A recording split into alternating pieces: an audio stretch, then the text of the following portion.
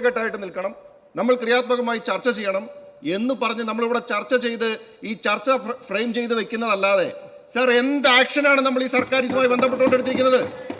What action have you taken? Kerala അറിയാൻ ആഗ്രഹിക്കുകയാണ്. ഇവിടെ ഒരു ആക്ഷനിലേക്ക് നമ്മൾ കടന്നിട്ടില്ല എന്നുള്ളതാണ് പച്ചയായ യാഥാർത്ഥ്യം. അതുകൊണ്ടാണ് വീണ്ടും വീണ്ടും ഈ വിഷയം ഈ നിയമസഭയ്ക്കകത്ത് ഞങ്ങൾ ചർച്ചയ്ക്ക് കൊണ്ടുവരേണ്ടി വരുന്നത്. ഇവിടെ ഇത് പറയാതെ വേറെ എവിടെ പറയും സർ? സർക്കാർ ചെയ്യേണ്ടുന്ന കാര്യങ്ങൾ സർക്കാർ ചെയ്യേണ്ടേ? നമ്മൾ ചർച്ച ചെയ്ത് മാത്രം കൈയടിച്ച് പിരിഞ്ഞാൽ മതിയോ? ഇവിടെ നടന്നുകൊണ്ടിരിക്കുന്നതാണ് സർ. കഴിഞ്ഞ 2 മാസത്തിനിടെ നടന്ന 63 കൊലപാതകങ്ങളിൽ 30 എണ്ണത്തിനും ലഹരിയുടെ ബന്ധമുണ്ടെന്ന് പറയുന്നത് പോലീസ് തന്നെയാണ്. 50 കൊലപാതകങ്ങൾ വീടിനുള്ളിൽ നടന്നതോ സുഹൃത്തുക്കളുമായിട്ടുണ്ടായ വഴക്കിനെ തുടർന്ന് ഉണ്ടായത്. സർ, ഇക്കൊല്ലം ഉണ്ടായ കുറ്റകൃത്യങ്ങളിൽ 20% ലഹരിയുമായി ബന്ധമുണ്ടായിട്ടുള്ളതാണ് എന്ന് വിലയിരുത്തലുകൾ പോലീസിൻ്റെയൊക്കെ റിപ്പോർട്ടാണ് സർ. സർ, കൊതുകിനെ കൊല്ലുന്ന ലാഘവത്തോട് കൂടിയിട്ട് കുടുംബാംഗങ്ങളെയും സഹപാഠികളെയും കൊല്ലുന്ന തരത്തിലേക്ക് നമ്മുടെ യുവതലമുറ മാറുന്ന ഒരു മാനസികാവസ്ഥ, ആ മാനസികാവസ്ഥയിലേക്ക് അവരെത്തുന്നുണ്ടെങ്കിൽ അതിൻ്റെ പിന്നിൽ ലഹരിയുടെ വലിയ സ്വാധീനമുണ്ട് എന്നുള്ളത് പച്ചയായ യാഥാർത്ഥ്യമാണ്. ഇന്ന് കേരളം എല്ലാം മൊത്തത്തിൽ ചർച്ച ചെയ്തുകൊണ്ടിരിക്കുന്ന ഒരു കാര്യമാണ് സർ. അതിനുശേഷം നമ്മളിവിടെ കാണുന്നത് എന്താണ്? കുട്ടികളുടെ കൈകളിൽ പാഠപുസ്തകം ഇരിക്കേണ്ട കൈകളിൽ ഇന്ന് നഞ്ചക്കും മാരകായുധങ്ങളുമാണ്. അവർ സഹപാഠികളെ അടിച്ചു കൊല്ലുന്നു. നിഷ്കളങ്കതയുടെയും സുന്ദര സൗഹൃദങ്ങളുടെയും ഒക്കെ വിളതെല്ലമായി നാം കണ്ടിരുന്ന കൗമാരത്തിൽ നിന്നും ഇന്നുണ്ടാകുന്നത് കൊലവിളിയും കൊലപാതകങ്ങളുമാണ്.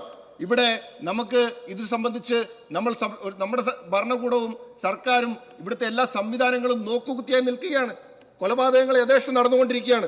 ഇവിടെ ഞാൻ പറഞ്ഞല്ലോ, 3 തവണ നിയമസഭ ഇത് ചർച്ച ചെയ്തു. നമ്മൾ പല കാര്യങ്ങളും ഇവിടെ പറഞ്ഞു ലഹരിക്കെതിരായിട്ട് സ്പോർട്സ് ഒരു ബദലായിട്ട് കൊണ്ടുവരണമെന്ന് പറഞ്ഞു. സർ, എന്താണ് സർ നമ്മൾ ചെയ്തത്? സർക്കാർ കായിക താരങ്ങളുടെ അവസ്ഥ എന്താണ്? ദേശീയ ഗെയിംസിൽ സമ്മാനം നേടിയ മെഡലുകൾ നേടിയ കായിക താരങ്ങളുടെ അവസ്ഥ എന്താണ്? സർക്കാർ പറഞ്ഞു ഒരു പഞ്ചായത്തിൽ ഒരു ഗ്രൗണ്ട് ഉണ്ടാക്കുമെന്ന് പറഞ്ഞു. എത്ര ഗ്രൗണ്ട് ഈ സർക്കാർ കേരളത്തിലെ 10 പഞ്ചായത്തുകൾ ഉണ്ടാക്കിയെന്ന് പറയാനായിട്ട് സർക്കാരിന് സാധിക്കുമോ? എവിടെയെങ്കിലും നിർമ്മിച്ചോ? സ്കൂളുകളിൽ സ്വിമ്മിംഗ് പൂൾ ഉണ്ടാക്കുമെന്ന് പറഞ്ഞു. സർക്കാർ പറഞ്ഞതല്ലാതെ ചർച്ച ചെയ്തതല്ലാതെ എത്ര സ്വിമ്മിംഗ് പൂളുകൾ എത്ര സ്കൂളുകളിൽ ഉണ്ടാക്കി സർ? എന്ത് നടപടിയാണ് സർക്കാർ സ്വീകരിച്ചത്? ഇവിടെ നമ്മൾ പറയുന്നു, ഇവിടെ പലപ്പോഴും പറയുന്നു സിനിമയുടെ സ്വാധീനമുണ്ട് എന്ന് പറയുന്നു. ശരിയാണ് സർ. ചില സിനിമകൾ കാണുമ്പോൾ ഇത്തരം സിനിമകൾക്കൊക്കെ എങ്ങനെ ഇവിടെ സെൻസർ ബോർഡൊക്കെ അനുമതി കൊടുക്കുന്നു എന്ന് നമ്മൾ പോലും ആലോചിച്ചു പോകാറുണ്ട് സർ. സർ, സിനിമയുടെ ആ സിനിമകളെ കുറ്റം പറയുമ്പോൾ നമ്മളൊരു കാര്യം അറിയണ്ടേ? സിനിമകളുടെ സ്വാധീനം മാത്രമാണോ? ഇവിടുത്തെ രാഷ്ട്രീയ പ്രസ്ഥാനങ്ങൾ, വിദ്യാർത്ഥി സംഘടനകൾ, മറ്റ് പല സംഘടനകൾ ഇവിടെ നടത്തുന്ന അക്രമ പ്രവർത്തനങ്ങൾ, അതിനെക്കുറിച്ച് ഇവിടെ പറയണ്ടേ? അത് ഇവിടുത്തെ പൊതുസമൂഹം, ഇവിടുത്തെ വിദ്യാർത്ഥികളും യുവജനങ്ങളും ഒക്കെ കാണുകയല്ലേ? ഇവിടെ സമരം ചെയ്യുന്നവരെ ചെടിച്ചട്ടി കൊണ്ട് തലക്കടിക്കുന്ന പ്രവൃത്തി ഉണ്ടാകുമ്പോൾ അതിനെ രക്ഷാപ്രവർത്തനം എന്ന് പറഞ്ഞ് ന്യായീകരിക്കുന്ന ഒരു കേരളത്തിന്റെ മുഖ്യമന്ത്രിയാണ് ഇവിടെ ഉള്ളത് സർ. അങ്ങനെ അക്രമങ്ങളെ ന്യായീകരിക്കാൻ ഒരു മുഖ്യമന്ത്രി തന്നെ രംഗത്ത് വരുമ്പോൾ പിള്ളേർക്ക് നഞ്ചക്ക് കൊണ്ട് അടിക്കുന്നതിനകത്ത് എന്ത് അസ്വാഭാവികതയാണ് സാർ തോന്നുന്നത്? ഇവിടെ ASFന്റെ ഒരു വനിതാ പ്രവർത്തകയെ നെഞ്ചത്ത് ചവിട്ടിയിട്ട് പറയുകയാണ്, നിനക്ക് തന്തയില്ലാത്ത കൊച്ചിനെ ഉണ്ടാക്കി തരുമെന്ന് ഒരു SFIയുടെ നേതാവ് പറയുകയാണ്. കേരളത്തിൽ പരസ്യമായിട്ട് വിളിച്ചു പറയുകയാണ് സർ. സർ, ഇവിടെ സിദ്ധാർത്ഥന്റെ കൊലപാതകം നമ്മൾ കാണുകയുണ്ടായി. സിദ്ധാർത്ഥന്റെ കൊലപാതകത്തിൽ അതിന്റെ പിന്നില് SFI എന്ന വിദ്യാർത്ഥി സംഘടനയുടെ പങ്ക് വളരെ പച്ചയായി പുറത്തു വന്നിരിക്കുകയാണ്. ആ കൊലപാതകത്തിൽ അതിൽ പ്രതികളായിട്ടുള്ള ആളുകൾക്ക് സംരക്ഷണം കൊടുക്കുന്ന നടപടിയാണ് സർക്കാരിന്റെ ഭാഗത്തുനിന്ന് ഉണ്ടായിക്കൊണ്ടിരിക്കുന്നത്. അപ്പോൾ എന്ത് തരത്തിലുള്ള സന്ദേശമാണ് ഈ അക്രമത്തിനെതിരെ നമ്മൾ ഈ സാധാരണക്കാരായിട്ടുള്ള ആളുകൾക്ക് അല്ലെങ്കിൽ കേരളത്തിലെ യുവജനങ്ങൾക്ക് കൊടുത്തുകൊണ്ടിരിക്കുന്നത്? യാതൊരു തരത്തിലുമുള്ള ഇതിനെ നിയന്ത്രിക്കാനുള്ള പ്രവർത്തനങ്ങൾ സർക്കാരിന്റെ ഭാഗത്തൊന്നുമില്ല. സർ, ഇന്നെന്താ നടന്നുകൊണ്ടിരിക്കുന്നത്?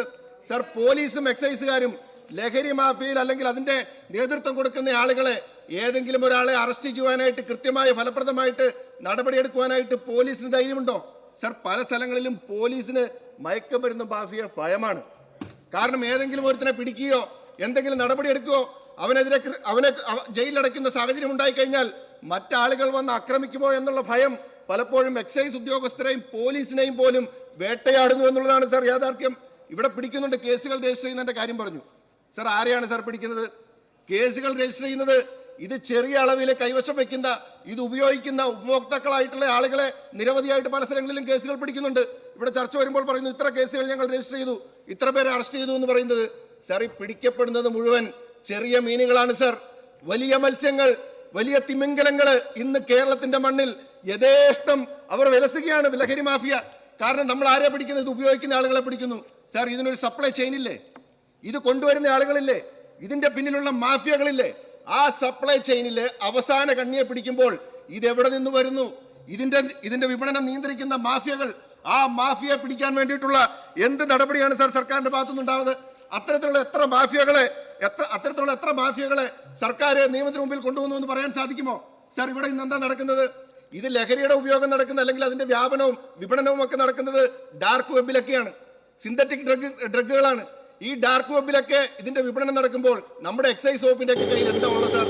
പഴയ തുരുമ്പിച്ച വാഹനവും ലാത്തിയുമായിട്ട് എക്സൈസ് വകുപ്പുകാർ നടക്കുകയാണ്. നമ്മൾ പലപ്പോഴും എക്സൈസ് നമ്മുടെയൊക്കെ മേഖലകളിൽ പരിശോധിക്കുമ്പോൾ അവരുടെ അടുത്ത് കൃത്യമായിട്ടുള്ള അവർക്ക് ഉപകരണങ്ങളില്ല, സാങ്കേതിക സൗകര്യങ്ങളില്ല. ഇവിടെ ആധുനിക സംവിധാനങ്ങൾ ഉപയോഗിച്ചുകൊണ്ട് ലഹരി മാഫിയ വിലസുമ്പോൾ ഈ പഴയ ലാത്തിയും പിടിച്ചുകൊണ്ട് കിടക്കുന്ന ഒരു എക്സൈസ് വകുപ്പിനെയാണ് നമുക്ക് ഇവിടെ കാണാൻ സാധിക്കുന്നത്. ഇവിടെ വിമുക്തിയുമായി ബന്ധപ്പെട്ട കാര്യം പറഞ്ഞു സാർ. കഴിഞ്ഞ ദിവസം നിയമസഭയിൽ ഞങ്ങൾ ഇതിനു മുമ്പ് പറഞ്ഞിട്ടുള്ള കാര്യമാണ് സാർ. ഇത് കൊടുക്കുന്ന ഈ അങ്ങ് ദേവിയത് ബഹുമാനപ്പെട്ട സർക്കാരിനോട് ഞങ്ങൾ അഭ്യർത്ഥിക്കുകയാണ്. ഈ ലഹരി പ്രതിരോധ പ്രവർത്തനം അല്ലെങ്കിൽ ഇതിനെതിരായിട്ടുള്ള പ്രചരണ പ്രവർത്തനങ്ങൾ അത് ദയവ് ചെയ്ത് എക്സൈസ് വകുപ്പിന്റെ കയ്യിൽ നിന്നും എടുത്ത് വേറെ ഏതെങ്കിലും വകുപ്പിന്റെ കൊടുക്കണം. ഇതെന്തൊരു പ്രഹസനമാണ് സാർ നടക്കുന്നത്? ഇത് കൊടുക്കുന്നതും എക്സൈസ് വകുപ്പ് തന്നെ, ഇത് കഴിക്കരുതെന്ന് പറയുന്നതും എക്സൈസ് വകുപ്പ് തന്നെ.